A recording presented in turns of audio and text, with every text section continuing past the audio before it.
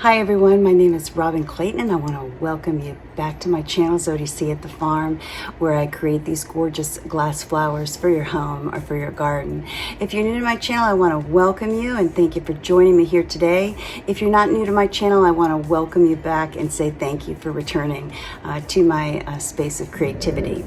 All right, today I'm not going to be making a glass flower. I'm actually going to be answering a few questions that I get on a regular basis from people who view my videos and also returning subscribers. So today we're going to be talking about where I get my glass, where I get my orbs, whether those be glass orbs, metal orbs, or ceramic orbs, or even wooden orbs, and also where I get my hooks that I use to mount these particular pieces with.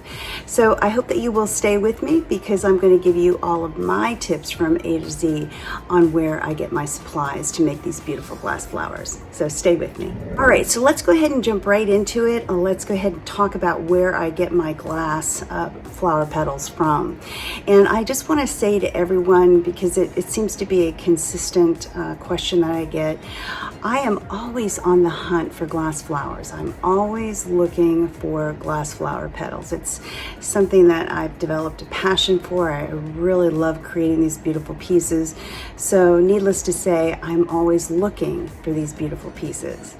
But to give you an idea of where I get them from, I originally started at garage sales. I started going to Goodwill and the Salvation Army and any kind of vintage store, antique stores. You can find flower petals on eBay, Amazon.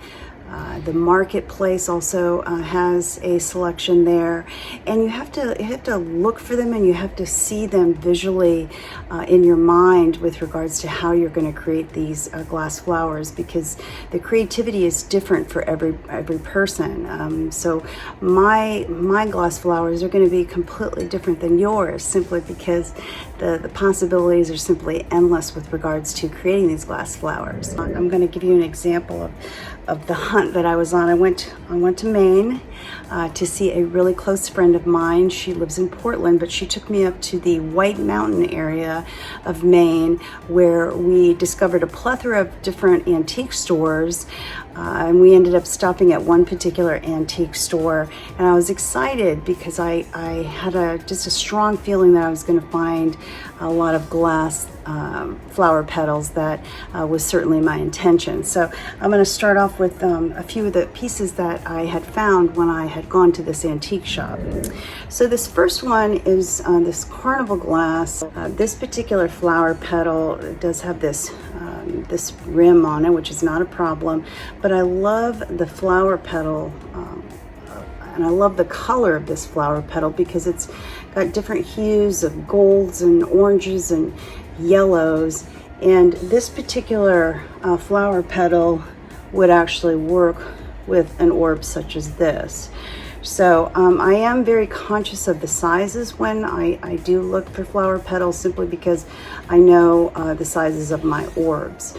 But this will be a tremendous piece to use in the future when I create these beautiful glass flowers.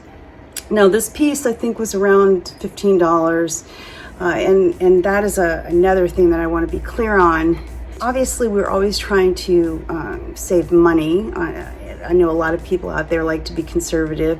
I don't necessarily buy particular glass because of how much it's worth. Obviously, you know, I have a stopping point, but I really purchase the glass based on the beauty and the quality of the glass. So I try to, take money out of it. I mean, obviously, like I said, there's a set point, but I really do try and find pieces that I know that I will be using and that they will certainly be advantageous to a gorgeous flower that I'm going to create in the future. So this is an example of one piece that I know that I will be using. Okay, so I just want to be clear on the financial part of it, because a lot of my glass is very expensive. I mean, I may pay $50 for one piece of glass. So if you ever go to my website, a lot of those pieces are very, very expensive. They're also very expensive to ship. So it's really important that you understand that. if you're interested in making a business of this. And to me, this is not really about a business, it's just about something that I really love to do. Okay, here's another piece that I got when I was up in Maine. This is a Fenton piece. This is a white milky Fenton piece with a silver lining around this ruffled edge.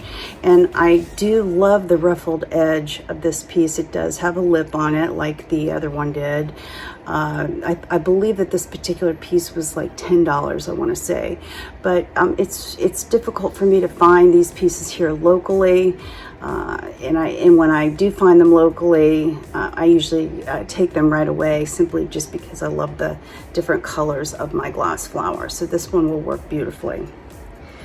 Here's another Fenton piece. Now it didn't indicate Fenton, but just based on the style, and it doesn't have a tag on it, I'm just assuming that it's a Fenton. But I love this ruffled flower petal. It's very similar to this one, but this has a clear bubbled texture to the back of it. It also has an iridescence to it where you can see where the hues of white turn into like a lighter milky color. This also has a lip on the back, but I just love the texture of this, the ruffledness of the flower petal itself.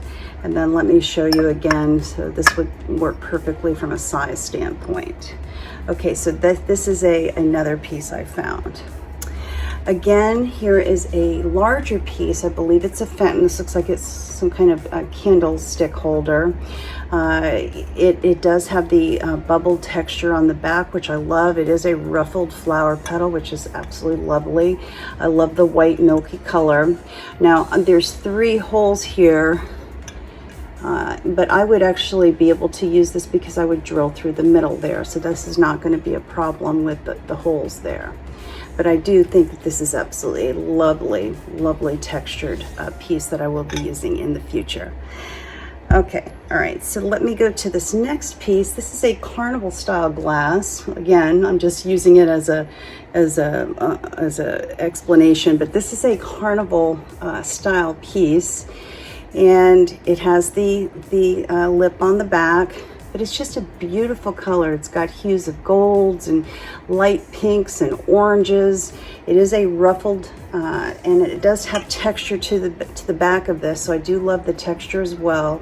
This is a larger piece, so I would, put this is a metal orb that I would use, something like it as an example. But I do love the beauty of this particular piece. It is one of my larger pieces. It's significantly larger than this piece, but it will make a beautiful glass flower in the future. Now the last piece that I have, this piece is not actually from Maine. This is depression glass. The only reason why I know that is because it indicated it when I purchased it from the marketplace. But this, I love the color of this. This is a very rich green color with this tree motifs, which gives it quite a bit of texture. It does have a little lip on it, but the motif itself is just so appropriate for a garden glass flower. So I absolutely love this particular flower petal.